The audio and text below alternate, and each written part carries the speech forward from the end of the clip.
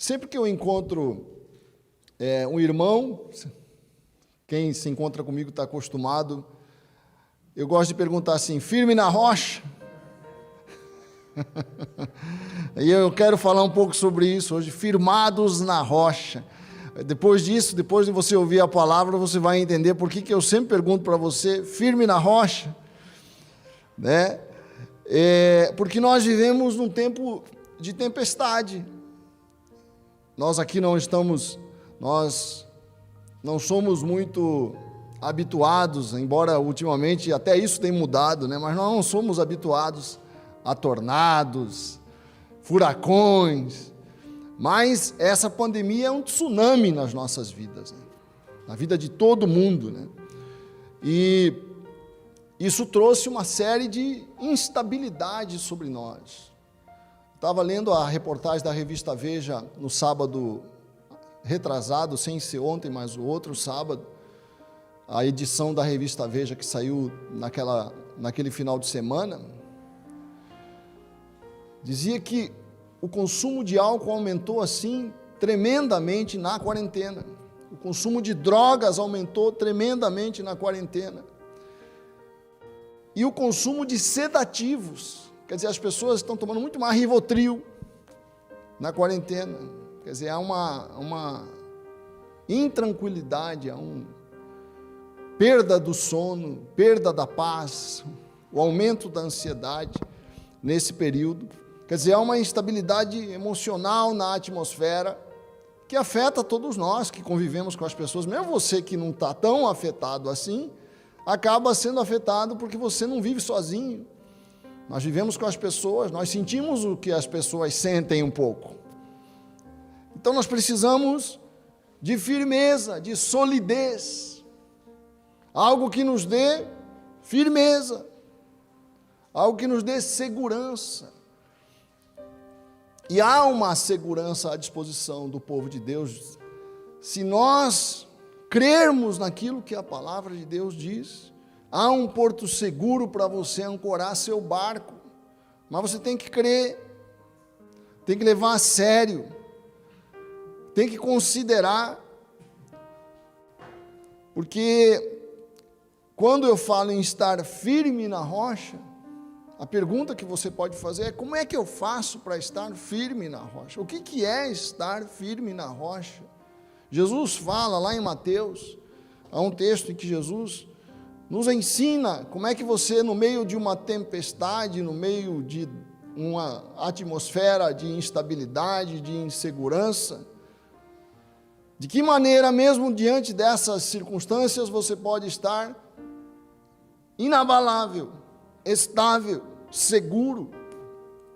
Vamos ler Mateus capítulo 7, a partir do verso 24, Jesus fala assim: todo aquele, pois, que escuta estas minhas palavras e as pratica, assemelhá-lo-ei ao homem prudente que edificou a sua casa sobre a rocha. E desceu a chuva, correram rios, assopraram ventos. Vejam a expressão do Senhor Jesus aqui: desceu chuva, correram rios, assopraram ventos e combateram aquela casa. Quer dizer, a casa enfrentou toda a sorte de tempestade, toda a sorte de problemas, e combateram aquela casa, e não caiu, porque estava edificada sobre a rocha. E aquele que ouve estas minhas palavras e não as pratica, diz o Senhor, e não as cumpre, e não as obedece, não as transforma em vida, em ação, compará-lo-ei ao homem insensato que edificou a sua casa sobre a areia. E desceu a chuva, correram rios, aconteceu a mesma coisa. As duas casas viveram a mesma experiência. E desceu a chuva, e correram rios, e assopraram ventos, e combateram aquela casa. E caiu. Por quê?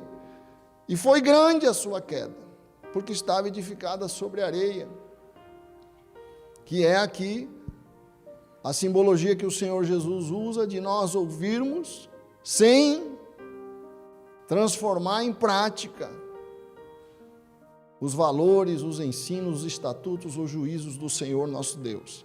Então a palavra é que me dá solidez. Ouvir, fazer, cumprir a palavra é o que me defende, que me dá segurança, que me dá estabilidade, que é a coisa que eu mais preciso. Nos momentos de luta, nos momentos de dificuldade, o que nós mais precisamos é de segurança para suportar, porque a pandemia passa, tudo passa, a crise passa, o problema financeiro insolúvel passa, né? Até a falência passa. Mas eu preciso na transição, estar firme. Eu preciso de uma rocha para pisar, e é isso que a palavra está nos ensinando aqui, que a palavra do Senhor é essa rocha. Há uma música antiga, do século XVI, que até hoje se canta, que Lutero compôs, que fala isso: castelo forte é o nosso Deus. Né? Você já deve ter ouvido Castelo Forte, essa música, foi composta por Martinho Lutero. Castelo forte é o nosso Deus, Deus forte, como diz Isaías capítulo 9, conselheiro maravilhoso, Deus forte, é ali que tem que estar meu pé, é dali que eu tenho que extrair a segurança que eu preciso neste tempo difícil. Ninguém nega, Jesus não fala que não correram rios e que não vieram ventos, que é tudo essas circunstâncias que nos pressionam muitas vezes, né? Mas de onde eu extraio força para lidar com tudo isso? Hebreus capítulo 6, verso 19, fala assim: temos esta esperança, a esperança de encontrar solidez, estabilidade. Temos esta esperança por âncora da alma. Que figura, hein? Tua alma como se fosse um barco que precisa de uma âncora para ficar firme. Temos esta esperança por âncora da alma, segura e firme. Uma âncora segura e firme, porque está ancorado na rocha, que entra no santuário que fica atrás do véu. Essa simbologia, atrás do véu, o véu é uma peça do santuário construído por Moisés, do tabernáculo de Moisés, e atrás do véu fica a arca da aliança, atrás do véu fica o mundo de Deus, o mundo da glória de Deus. Quer dizer, eu estou no mundo sensível, eu estou neste mundo instável, eu estou neste mundo líquido, onde as pessoas não cumprem as promessas, onde as pessoas fogem dos compromissos, onde a gente quer encontrar firmeza nas pessoas e não encontra uma palavra às vezes líquida, não sólida. Mas eu não tenho esperança, diz aqui a palavra, tua esperança não pode estar nesta dimensão. Eu tenho que jogar minha âncora lá do lado do véu, lá na eternidade, lá onde Deus está, e lá de onde Deus está, Ele projeta a sua força para esta dimensão, para esta vida, para minha alma. Ele diz aqui, a tua alma precisa de uma âncora, que não esteja aqui. A âncora não pode estar nessa liquidez deste mundo, nesta instabilidade que é tudo que a gente vive. É claro que a gente sofre os efeitos de tudo isso, mas a minha esperança está jogada lá, e lá eu encontro segurança. Quer dizer, lá onde Deus é imutável, Deus não muda, o que Ele falou vai cumprir, no fim vai dar certo, porque Deus está comigo. Essas coisas têm que estar enchendo a minha alma, nestas horas, nestes momentos, nesta luta. Amém? Mas como é que eu faço para conquistar isso? O que eu preciso fazer para transformar isso em realidade, e não apenas no momento de entusiasmo na minha fé? Eu tenho aqui uns passos que eu queria que nós refletíssemos sobre eles, que eu creio que nos ajudam. Te ajuda a você fazer com que a palavra de Deus, que é essa âncora, a palavra de Deus, que é essa rocha, funcione dessa forma nas minhas instabilidades. Eu sou instável, mas Deus é imutável. Muitas vezes eu enfrento sentimentos de insegurança, mas a palavra é rocha, é firme, estável, inabalável. Então eu tenho que estar seguro nela. É uma casa que tem que estar fundada ali, né? Então a primeira coisa que você deve fazer, para você encontrar força na tempestade, anote aí, trate a palavra de Deus como uma dádiva preciosa. Trate a palavra de Deus, as Escrituras, a Bíblia, como algo precioso, não como algo que é dado aí. Nós não valorizamos, como hoje é fácil o acesso à Bíblia, às Escrituras, você não valoriza, mas você tem uma mina de ouro na sua mão. Saiba que a palavra de Deus é um tesouro extremamente precioso e trate ela dessa forma, né? Não como algo que está garantido. Não, eu tenho uma Bíblia aqui aberta. Não, querido, não adianta abrir a Bíblia, não adianta manter a Bíblia aberta. Eu preciso conhecer o que a Bíblia diz, entrar no texto, viver o texto, conhecer o texto, entrar na história, né? A Bíblia tem que existir para mim, tem que existir, eu tenho que conhecer aquelas histórias têm que entrar dentro de mim, na minha alma, no meu sangue, eu tenho que viver aquilo, vibrar com aquilo, chorar com aquilo. Isso é você viver existencialmente a Bíblia é um tesouro para mim, inestimável. Hoje eu quero que você reflita o quanto nós não temos valorizado este tesouro em nossas vidas. Que me adianta ter uma âncora poderosa que eu não uso. Veja a promessa de Deus. Deus está falando, este tesouro pode transformar você, mudar você, te dar força, te dar firmeza, te dar segurança.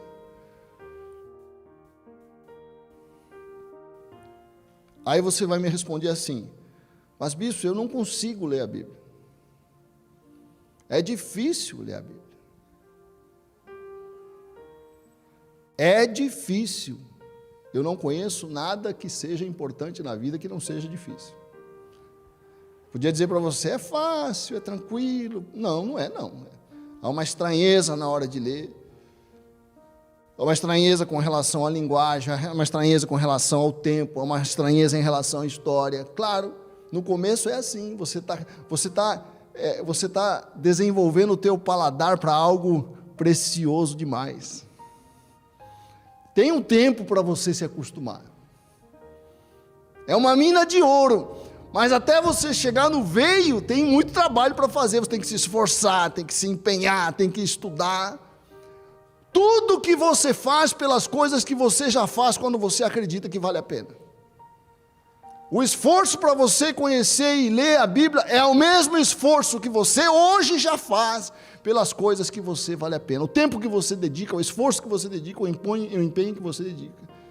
Só para dar um exemplo aqui, hoje os homens, provavelmente a grande maioria dos homens que estão aqui, vão passar umas 2-3 horas vendo futebol. No mínimo. Tem a final da Champions e tem o jogo do seu time. Todo mundo vai passar umas 2-3 horas, inclusive eu, querido. Inclusive eu. Quer dizer, nós quando queremos algo, dedicamos tempo. A questão é, eu acredito que vale a pena. Não é um tesouro fácil, é uma mina de ouro. Mas você tem que achar o veio. Mas quando você acha o veio, quando você encontra a pepita que você está procurando, hein, querido? Há um preço para você explorar. A Bíblia é um desafio. Deus não nos dá, Deus é assim, graças a Deus. Deus nos ensina a valorizar. Você quer valorizar a Bíblia? Vai levar tempo, querido. De empenho, de esforço, de estudo, de você dedicar. Até você descobrir a beleza. Eu demorei muito tempo para, sabe? para perceber o quanto aquilo me afeta, quanto a Bíblia afeta a gente, como a Bíblia entra nas nossas vidas, sabe? É uma coisa inexplicável, é algo inexplicável, porque muitas vezes a gente não entende, mesmo assim nos afeta. A Bíblia tem um mistério, porque é Deus falando.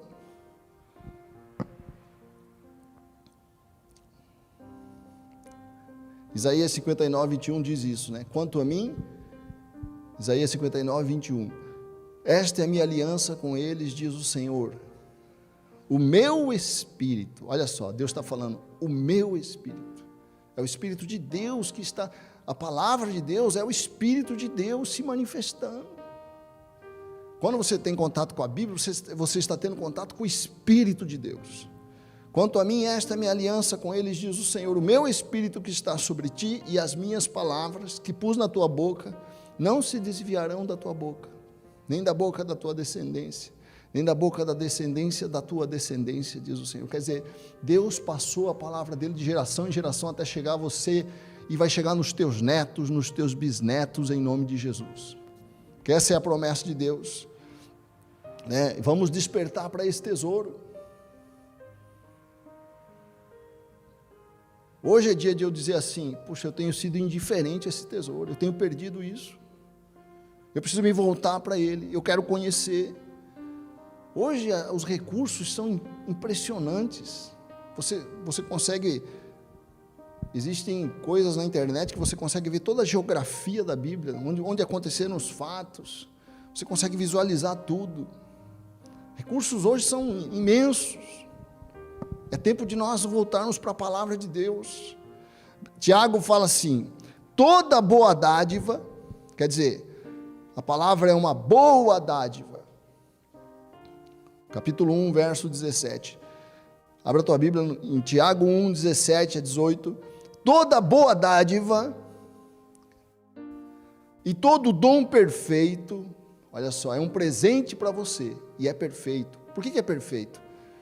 Porque além de ser infalível, a palavra de Deus não falha, ela atende às tuas necessidades, é uma resposta para as tuas necessidades. Todo dom perfeito vem lá do alto, descendo do Pai das luzes, em quem não pode existir variação ou sombra de mudança, quer dizer, é imutável a palavra de Deus, ela não muda, ela está firme, você pode confiar na palavra, ela não depende da cultura, da opinião dos nossos amigos, não depende da cultura desta geração, nem da geração passada. Pois segundo o seu querer, ele nos gerou pela palavra da verdade, quer dizer, é verdadeira. Não existe para a palavra de Deus aquilo que se ouve muito hoje. Isso é verdade para mim, e é verdade, mas pode não ser verdade para mim. É verdade para você, mas não é verdade. Não, a verdade é verdade sempre. É para mim e para o mundo. É verdade para a realidade. Nos gerou pela palavra da verdade para que fôssemos como primícias das suas criaturas. Essa é a palavra de Deus. E Romanos 15, verso 4, fala assim, pois tudo que no passado foi escrito, quer dizer, as escrituras, tudo que no passado foi escrito. Presta atenção, eu queria que você sublinhasse Romanos 15, 4. Tudo que foi escrito para o nosso ensino foi escrito, a fim de que pela paciência e pela consolação das Escrituras tenhamos esperança. Quer dizer, a Bíblia encoraja você, anima você, fortalece você. É isso que a Bíblia está falando. É isso que Paulo está falando. As Escrituras foram escritas para te ensinar e para encorajar você. Se você está num tempo desencorajado, desanimado, deprimido, eu garanto que você não está lendo a palavra de Deus.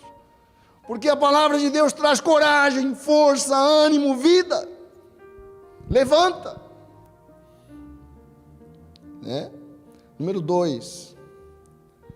Eu preciso aprender a aceitar com humildade tudo que Deus diz. Isso aqui é um princípio fundamental para você ler a Bíblia. Por quê? Porque você vem de uma cultura, a cultura do século 21, uma cultura pós-moderna, que tem toda uma carga de valores absolutamente distinto da Bíblia. a nossa carga de valores é muito diferente da palavra de Deus. Quando eu entro em contato com a palavra de Deus, a minha tendência é chegar com olhos de julgamento para a Bíblia. Eu quero julgar a palavra de Deus, eu leio a Bíblia querendo avaliar, mas não é essa forma que você tem que se aproximar da palavra de Deus. Eu tenho que me aproximar da palavra de Deus com humildade, aberto para ser ensinado pela Bíblia. Eu tenho que me aproximar da Bíblia não para ensinar a Bíblia, mas para ser ensinado por ela. Não para colocar os meus valores aqui, mas para receber os valores aqui. É uma diferença importante na tua leitura, na tua forma de se aproximar da palavra de Deus. E é um ponto central. Eu tenho que...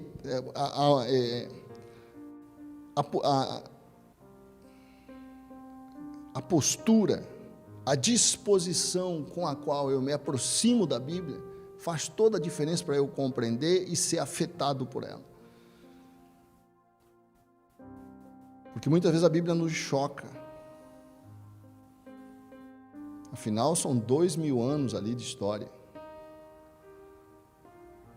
É óbvio que eu vou chegar ali e muitas coisas eu não vou compreender, eu não vou aceitar, porque eu vou querer julgar de acordo com os valores do meu tempo.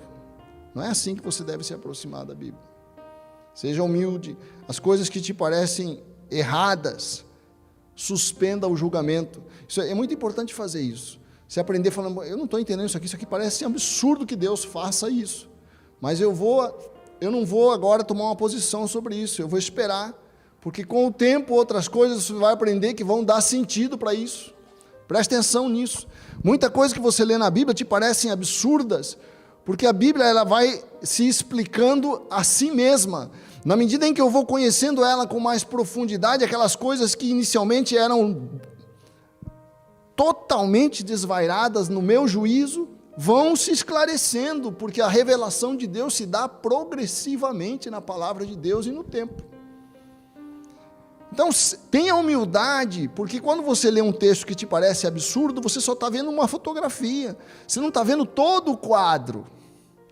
Espere, vá lendo, vá conhecendo, vá tirando suas dúvidas com os pastores, com os líderes, falando, mas eu não aceito, isso aqui é um absurdo que a Bíblia... Eu fazia isso no início da minha conversão, né? Eu me converti muito jovem, e sob toda aquela influência que tinha nos anos 80, você imagina? Eu me converti no início dos anos 80, uma forte influência ali da contracultura que estava agora começando a dominar, toda aquela contracultura que veio dos anos 60.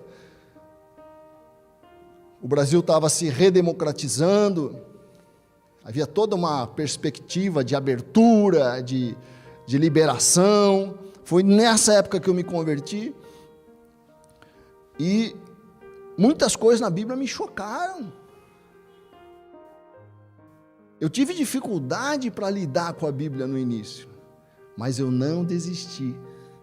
Eu não tive a arrogância de dizer, isso não serve para mim.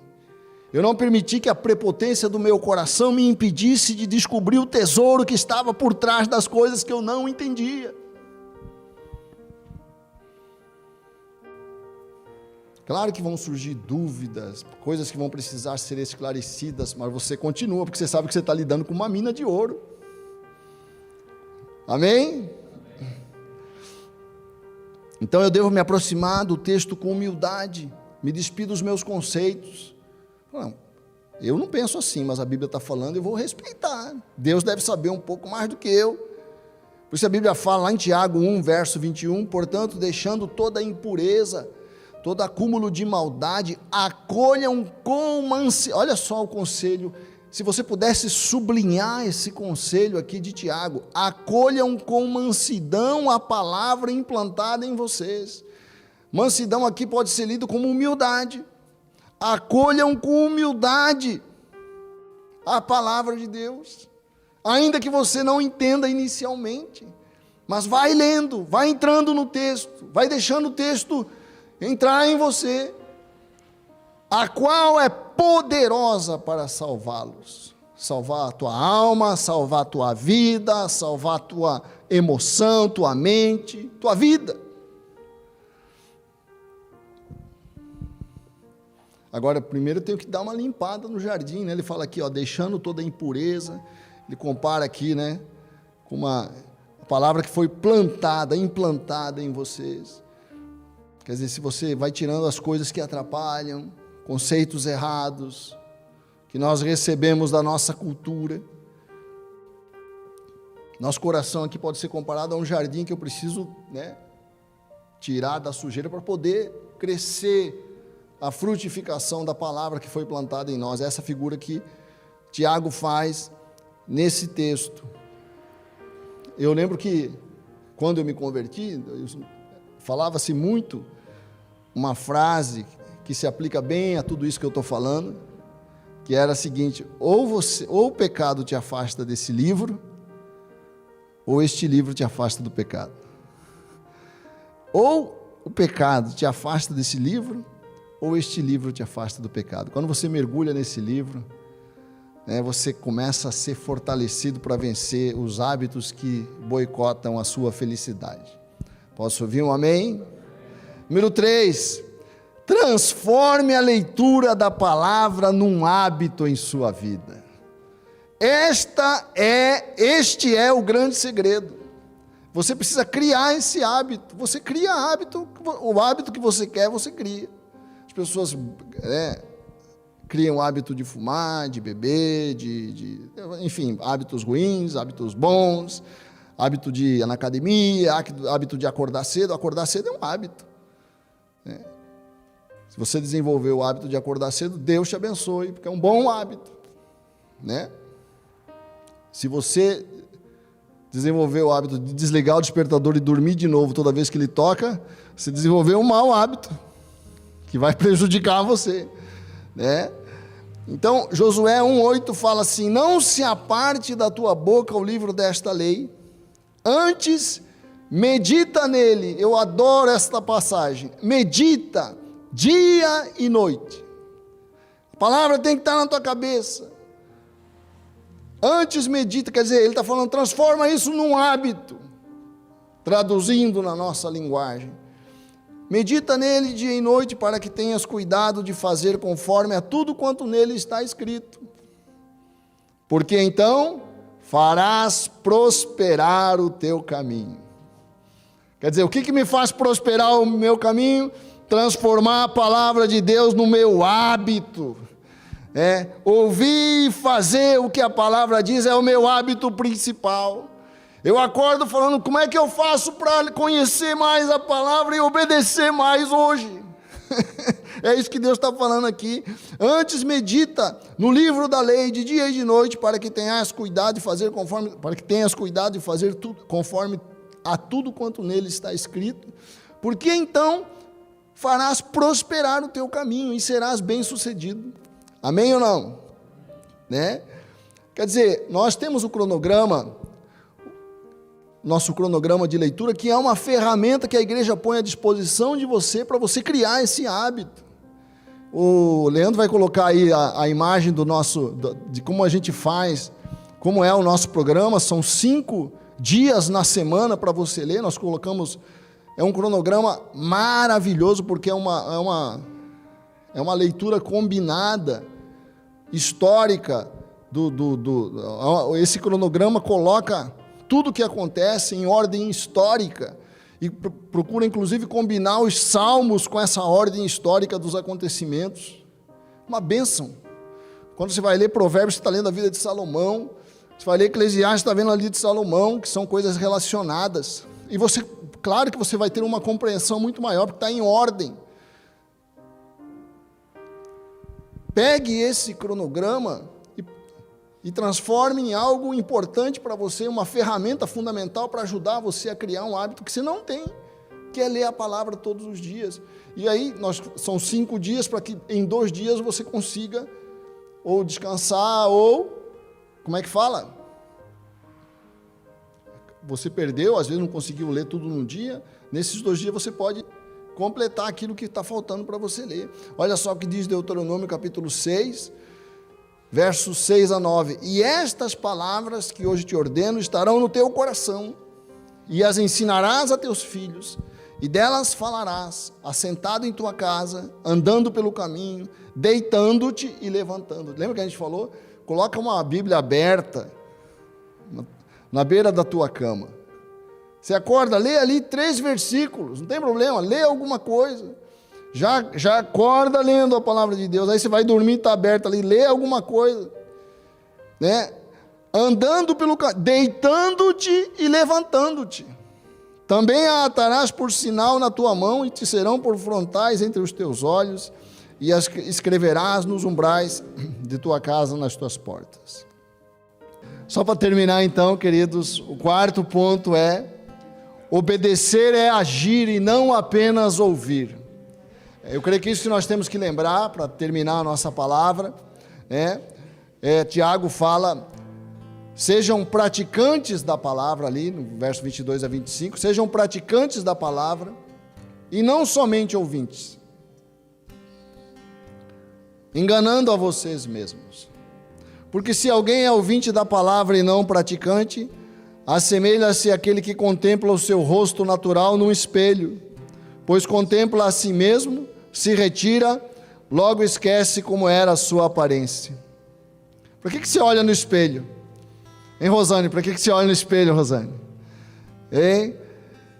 As meninas aqui, por que você olha no espelho? Para você arrumar a tua aparência.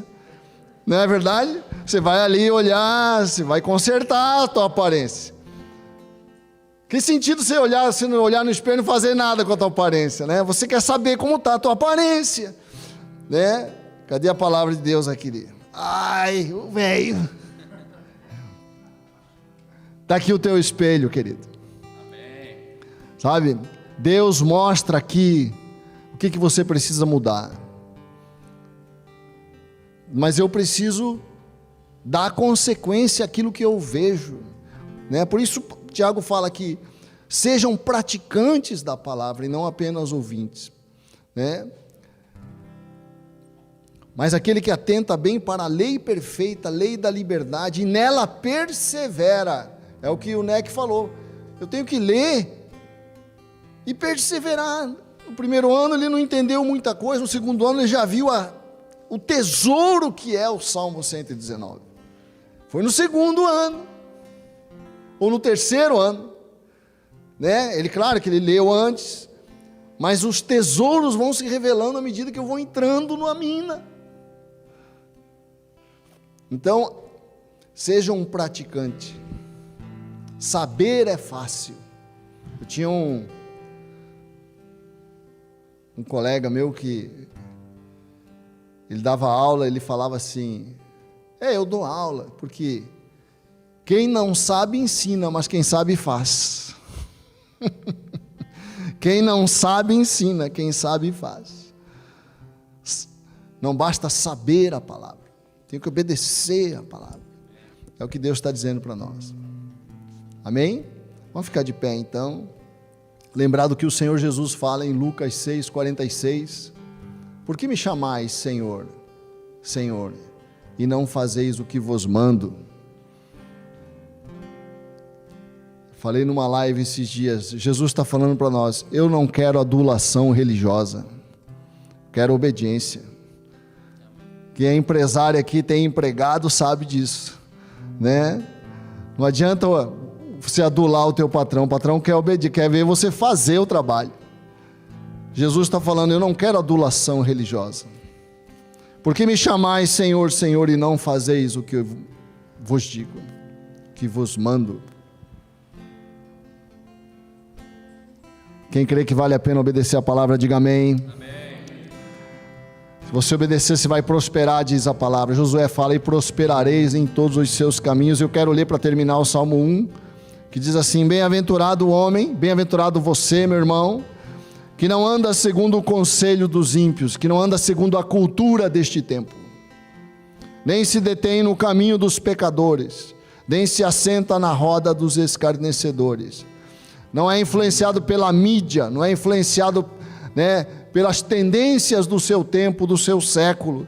Antes tem o seu prazer na palavra do Senhor, e na sua lei medita de dia e de noite, transforma em hábito. pois será como a árvore plantada junto a ribeiro de águas, a qual dá o seu fruto no seu tempo, as suas folhas não cairão, e tudo quanto fizer prosperará. Fala para o teu irmão aí, você vai prosperar, meu irmão. Fala com fé para ele.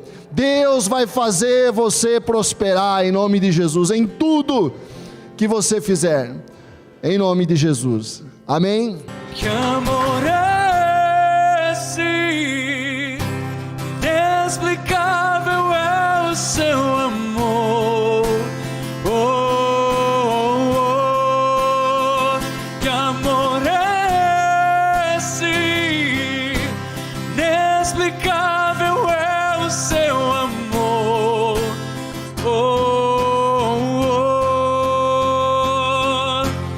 Amor que constrange, que amor tão grande. Eu sou tão pequeno, você me faz gigante. Amor que constrange, que amor tão grande. Eu sou tão pequeno, Deus, eu não mereço. Amor que constrange, que amor tão grande. Eu sou tão pequeno, você me faz gigante.